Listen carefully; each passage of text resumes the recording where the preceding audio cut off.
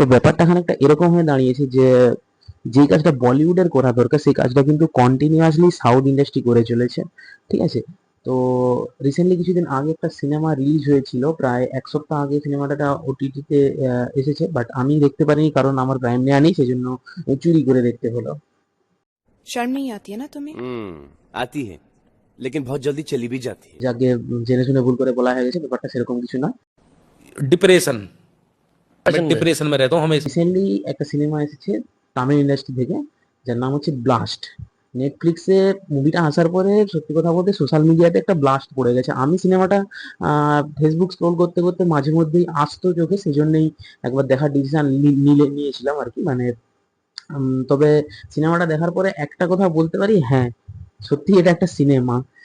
Because of একটা জিনিস কি জানেন তো আপনারা, মানে প্রত্যেকটা মুভিতে আমরা বেশিরভাগ দেখে এসেছি যে ক্যারেক্টার ইন্ট্রোডিউস যখন হয়, একটা ক্যারেক্টারকে যখন পিকে তোলা হয় বা একটা ক্যারেক্টারকে যখন জাস্টিফাই করা হয়, সবকিছুতেই মেল ক্যারেক্টার গুলো সবসময় আগে থাকে। মানে অ্যাক্টরদের দেখি সবসময় একটু লার্জার দেন লাইফ করে বড় করে দেখানো হয়, বাট কিছু কিছু ক্ষেত্রে এখন বর্তমানে যে সমস্ত সিনেমাতে আসছে সেগুলো তো আমরা দেখে আসেছি যে ফিমেল ক্যারেক্টার দিকেও সেরকম লার্জার দেন লাইফ দেখানোর চেষ্টা করে, বাট এতটাও না যেটা ব্লাস্টে দেখিয়েছে।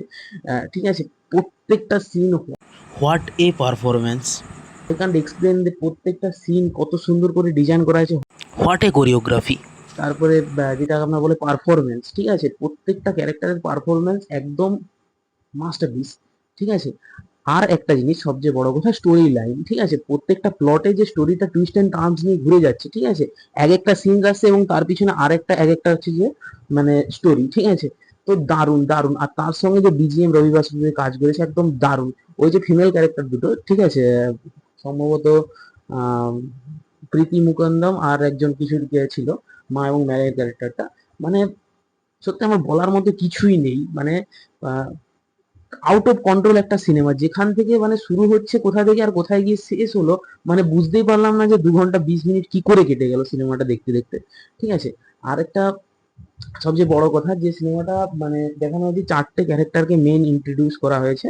ঠিক আছে, একটা ফ্যামিলিতে, একটা একদম সত্যি কথা বলতে একটা ফ্যামিলি এন্টারটেনমেন্ট সিনেমা, যাতে একদম out of control action sequence বলুন, পারফরমেন্স বলুন, কোরিওগ্রাফি, মিউজিক, ব্যাকগ্রাউন্ড মিউজিক সবকিছুতে একদম ভরপুর। মানে ফ্যামিলিদের সঙ্গে দেখার জন্য তো সত্যি কথা বলতে একদম নাম্বার 1 অপোনেন্ট, বাট স্টিল আপনি এই সিনেমাটা দেখে মজাও পেয়ে যাবেন।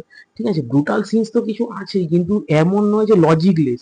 ঠিক আছে, ব্যাপারটা এরকম নয় যে টাইগার শ্রফকে ওখানে বসিয়ে দেওয়া হয়েছে। প্রত্যেকটা সিনের পিছনে আছে একটা টুইস্ট অ্যান্ড টার্নস এবং সাসপেন্সের মতো। ঠিক আছে, যেটা একদম দৃশ্যে আপনারা দেখেছেন প্রত্যেকটা সিনে। ঠিক আছে, যে টুইস্ট এন্ড টার্নস গুলো কাজে লাগিয়ে লাশের উপর লাশ পড়ে যাচ্ছে। ঠিক আছে, এক একটা সিন অ্যাকশন সিকোয়েন্স এত সুন্দর এত সুন্দর, কিভাবে কোথা থেকে শুরু হচ্ছে আপনি যদি দেখেন সিনেমাটা তবেই না বুঝতে পারবেন আমি কি বলছি। ঠিক আছে, তো কাহিনীটা শুরু হয় এরকম কিছু একটা ফ্যামিলিকে নিয়ে, যে ফ্যামিলিটা খুবই সাধারণ সিম্পল, এবং ফ্যামিলির যে হেড সে হচ্ছে মানে আহ, একজন ক্যারাটে টিচার। ঠিক আছে, আমি বলে দিলাম, একটু স্পয়েল করে দিলাম। আর বাকি যেনারা আছেন সম্ভবত ওনার স্ত্রী, ওনার মেয়ে এবং হচ্ছে ওনার কাকা। ঠিক আছে, তো দেখতে একটা সাধারণ সিম্পল ফ্যামিলি, কিন্তু ভিতরে ভিতরে তারা যে কতটা ওয়েল ট্রেন্ড মানে ক্যারাটেতে, ঠিক আছে, সেটা পরে পরে যখন প্রত্যেকটা সিন আসবে সেটাতে আপনারা বুঝতে পারবেন। এবং কিভাবে তারা একটা কেসে জড়িয়ে যাওয়ার পরে জড়িয়ে গেল এবং তারপরে মানে তারা সেখান থেকে বেরিয়ে আসার জন্য কিভাবে কি করলো পুলিশের নাগালে না এসে। হ্যাঁ, ইভেন একটা জিনিস সেখানে দেখতে পেলাম যে ওই যে টিচারটা, সেই টিচারটা তার মেয়েকে এভাবেই প্রশিক্ষণ দিয়েছিল যে আহ, মানে কোনো কিছুর বিরুদ্ধে প্রতিবাদ করতে, সেটা অন্যায়ের জন্য হোক বা কোনো খারাপ জিনিসের জন্য কোনো যে প্রতিবাদ করতে। জরুরি নয় যে সে তোমার জানা পরিচিতর মধ্যেই হবে, বাট প্রতিবাদ করতে। সেইখান থেকেই শুরু করে যে একটা মোরাল, একদম সিনেমাটা লাস্ট অব্দি গেল এবং তার পিছনে জড়িয়ে আছে অনেক টুইস্ট এন্ড টার্নস। কিভাবে মেয়ে মানে পরিবারটা, একটা ছোট্ট পরিবার, সাধারণ পরিবার, কিভাবে এত বড় একটা ঝামেলা জড়িয়ে এলো এবং সেখান থেকে বেরিয়ে আসা এলো এবং কত বড় অনেক মানুষের মানে উপকার হলো সেই ঝামেলাটা থেকে, তাদের তাদের ওতে ইনক্লুড হয়ে যাওয়ার পরে।